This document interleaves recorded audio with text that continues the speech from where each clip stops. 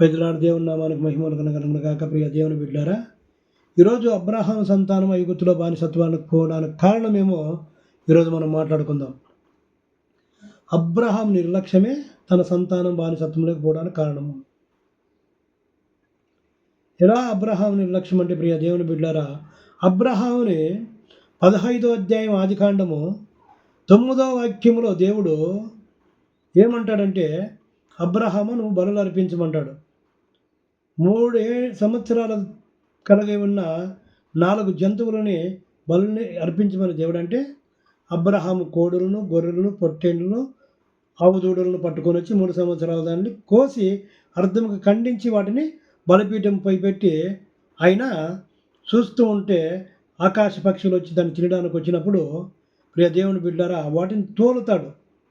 10, 11లో, 9లో బలులు సిద్ధపరుస్తాడు, 10లో దాన్ని ఖండించి దాన్ని బలిపీఠం మీద జోడిస్తాడు, 11లో పక్షులు వస్తాయి, వాటిని తోలుతాడు, 13లో 12లో ప్రియ దేవుని బిడ్డారా, అబ్రహాముకు గాఢ నిద్ర కలుగుతుంది. ఆ గాఢ నిద్రలో అబ్రహాము ఉన్నప్పుడు దేవుడు కల ద్వారా వచ్చి అబ్రహాముతో మాట్లాడుతున్నాడు. అబ్రహామా, నీ సంతానము బానిసత్వము లేకపోతుంది అని 12లో. 13, 14లో మాట్లాడుతున్నాడు. 13లో మాట్లాడుతున్నాడు, పోతుంది నీ సంతానం బానిసత్వములేకి, అన్యుల దేశంలో వారు బానిసత్వములోకి పోతారని. మరలా 13లో వారు 400 సంవత్సరాలు అక్కడ బానిసత్వంలో ఉన్నిచ్చి, 14లో మరలా వారిని నేను ఈ దేశానికి బహు ఆస్తిపరులుగా వాళ్ళు మరలా ఈ దేశానికి నేను తోలుకొని వస్తాను, అప్పుడు నువ్వు నిండు వృద్ధాప్యంలో ఉంటావు, అప్పుడు నీవు బ్రతికి ఉండు, చనిపోయి ఉంటావు అని 15లో మాట్లాడతాడు. ప్రియ దేవుని బిడ్డారా, దేవుడు బలులు అడిగినప్పుడు బలులు అర్పించిన మనము ఆ బలులు దేవుడు దహించే వరకును కనిపెట్టుకొని చూసుకొని ఉండాలి. అబ్రహాము కనిపెట్టుకోలేకుండా నిర్లక్ష్యంతో నిద్రలోకి జారుకున్నాడు, నిద్రపోయాడు. నిద్రపోయిన అబ్రహాముకి దేవుడు మాట్లాడుతున్నాడు, అబ్రహామా, నీ సంతానాన్ని ఐగుప్తు బానిసత్వములోకి నేను తీసుకొని పోతాను, వారు 400 సంవత్సరాలు అక్కడ బానిసలుగా ఉంటారు, మరలా నీ 4వ తరము వారు మరలా నేను వారిని బలపరిచి ఇక్కడ బహు ఆస్తిపరులుగా చేసి మరలా నేను వారిని తీసుకొని వస్తాను, అప్పటికి నువ్వు ఉండు అబ్రహామా, అప్పటికి నీవు బహువృద్ధుడా అయి మరణించుట నీ పితరుల యొద్దకు నువ్వు చేరుకుంటావు, అప్పటికి నీ సంతానం ఇక్కడ వస్తుందని 16వ వాక్యంలో వారు ఇక్కడ వస్తారని మరలా మాట్లాడుతున్నాడు. దేవుడు బిడ్డలారా, అబ్రహాము యొక్క ఆత్మీయతను పరీక్షించుటకు దేవుడు అడగడగన బలపరుస్తూ వస్తున్నాడు. అబ్రహాము తన మనిషి కదా ప్రియ దేవుని బిడ్డలారా, తన వయసును బట్టి తన వయసులో అది ఏది సంతానం రాలేదంటానని ఆయనకు ఒక నిరాశ. ఆ నిరాశ ఏమంటే, నాకు సంతానం కాలేదు కదా, దేవుడు ఎన్ని చెప్తే ఏం చేస్తావు, ఎన్ని ఆస్తులు ఇస్తే ఏం చేస్తావు, ఎంత వచ్చినా కూడా నాకు సంతానం లేదు కానీ ఒక నిర్లక్ష్యము. మీరు ఆదికాండం 15వ అధ్యాయం 1వ వచనం నుంచి 4వ వచనాల వరకు చూడండి. అబ్రహాము నిరాశ, నాకు సంతానం లేదు. ఆ నిరాశ ద్వారానే ఆయన నిద్ర లేకపోయినాడు. 12లో 15వ అధ్యాయం 12వ వచనంలో ఆ నిరాశ ద్వారానే ఆయన నిద్ర లేకపోయినాడు, నిరాశ కాలేదు కదా అని.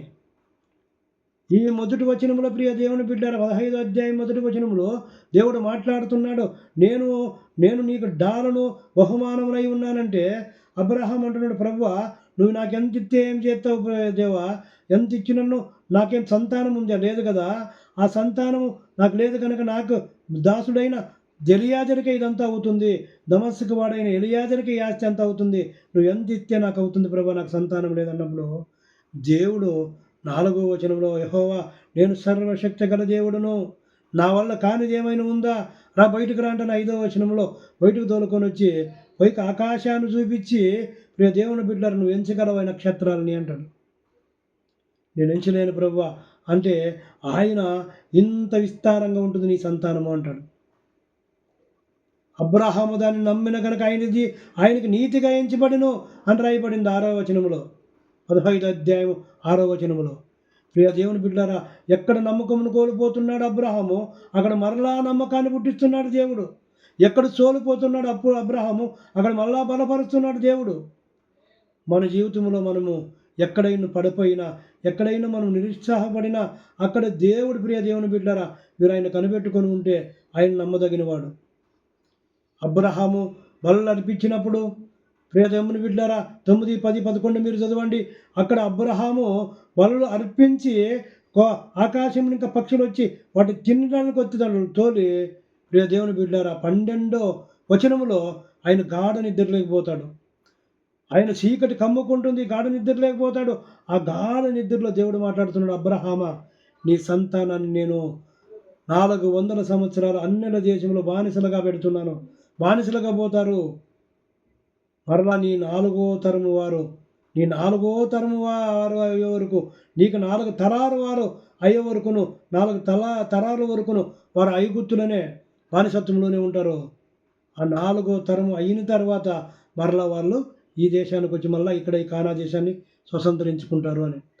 అప్పటికి నువ్వు ఉండు అబ్రహాము, నువ్వు బహువృద్ధుడివై మరణిస్తావు, నీ పితరుల చేతులకే పోతావు అంటాడు 15వ వాక్యంలో, 15వ వచనంలో, 15వ అధ్యాయము 15వ వచనంలో అబ్రహాము నువ్వు మరణిస్తావు, అప్పుడు కూడా బహువృద్ధుడివై మరణిస్తావు, నువ్వు నీ పితరుల వద్దకే చేర్చబడతావు అని.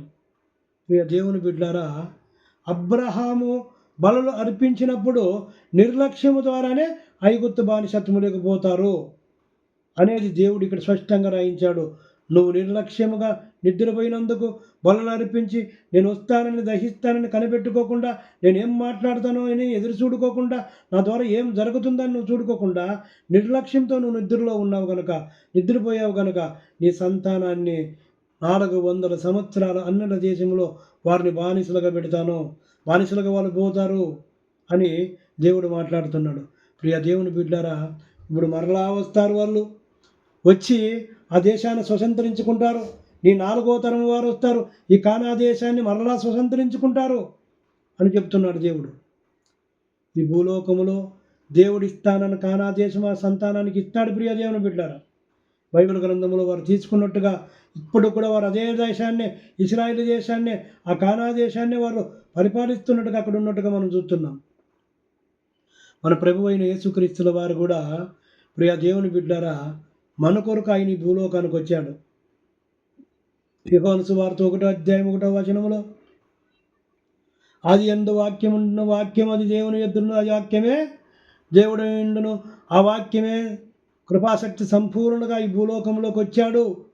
ఆయన శరీరాన్ని ధరించుకున్నాడు, శరీరమును ధరించుకొని ఆయన ఈ భూలోకంలో కృపాశక్తి సంపూర్ణంగా వచ్చాడు. ఆయన వారి సొంత ప్రజల దగ్గరకు వచ్చాడు, వారెవరు కూడా ఆయన అంగీకరించలేదు. ఆయన్ని ఎందరు అంగీకరిస్తారో వారందరూ కూడా ఆయన పిల్లలు అవుతారని ఆ ప్రియ దేవుని బిడ్డారా యోహాను సువార్త 1వ అధ్యాయము 1వ వచనముని ఇంకా మనం చూస్తే, ప్రియ దేవుని బిడ్డరు ఈ భూలోకంలో కలిగి ఉన్నది అంతయు ఆయన ద్వారా కలిగింది, ఆయన లేకుండా ఏది కలగలేదని ప్రియ దేవుని బిడ్డరు 3వ వాక్యంలో మనం చూస్తున్నాం. తన సొంత ప్రజల దగ్గరకు వచ్చాడు, యూదుల దగ్గరకు వచ్చినాడు యేసుస్వామి. వారెవరు కూడా ఆయన అంగీకరించలేదు. అంగీకరించకపోక ఆయన కొట్టి సిలువ వేసి చంపించారు. ప్రియ దేవుని బిడ్డారా 14వ అధ్యాయంలో మాట్లాడుతున్నాడు దేవుడు, ఇదిగో నేను పోతున్న నేను అక్కడ పరలోక రాజ్యంలో మీ కొరకు నేను స్థలములు సిద్ధపరచబోతున్నాను, అక్కడ నేనున్న చోటు మీరు కూడా ఉండలాగా మీ కొరకు నేను స్థలాలను సిద్ధపరుస్తానంటున్నాడు. బంగారు వీధి గల పట్టణము, అక్కడ ప్రియ దేవుని బిడ్డలు మన కొరకు ఆయన స్థలములు సిద్ధపరచుటకు పోయాడంట.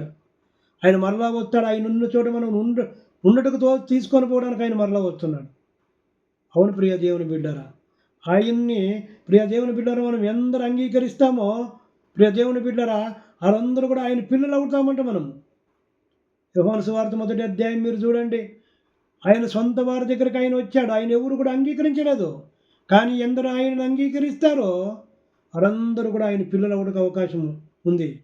ఆయన పిల్లలంటే పరలోక రాజ్యానికి మనం వారసులము, ఆయన సంతానంగా అక్కడ పరలోక రాజ్యం మన సొంతము, మన ఆస్తి, మన కొరకు ఆయన చేశాడు, మన కొరకు తలములు సిద్ధపరిచాడు. ఆ నమ్మకము విశ్వాసం మనకుంటే ప్రభునందు ప్రియ దేవుని బిడ్డారా వీరందరూ కూడా మంచి విశ్వాసములోకి రండి. దేవుడు మంచి మాట ఎప్పుడు కూడా నిరర్ధకము కాలేదు. అబ్రహాముకి కానాను దేశాన్ని ఇచ్చాడు, విస్తారమైన సంతానాన్ని ఇచ్చాడు. దేవుడు నమ్మదగిన దేవుడు ప్రియ దేవుని బిడ్డారా, ఇస్తానన్న దేవుడు ఇచ్చాడు. 1, 2 కాదు ప్రియ దేవుని బిడ్డారా, 3 భార్యల ద్వారా ప్రియ దేవుని బిడ్డలారా, ముగ్గురు భార్యల ద్వారా ఇస్మాయిల్ వస్తాడు. ఇస్మాయిల్ సంతానం కూడా బహుగా అభివృద్ధి చెందుతుంది. ఇసాక్ వస్తాడు. ఇసాక్ సంతానం కూడా బహు అభివృద్ధి చెందుతుంది. కెతోరా భార్యగా వస్తుంది. కెతోరా కూడా ప్రియ దేవుని బిడ్డలారా, ఆయన సంతానం కూడా బహు అభివృద్ధి చెందుతుంది.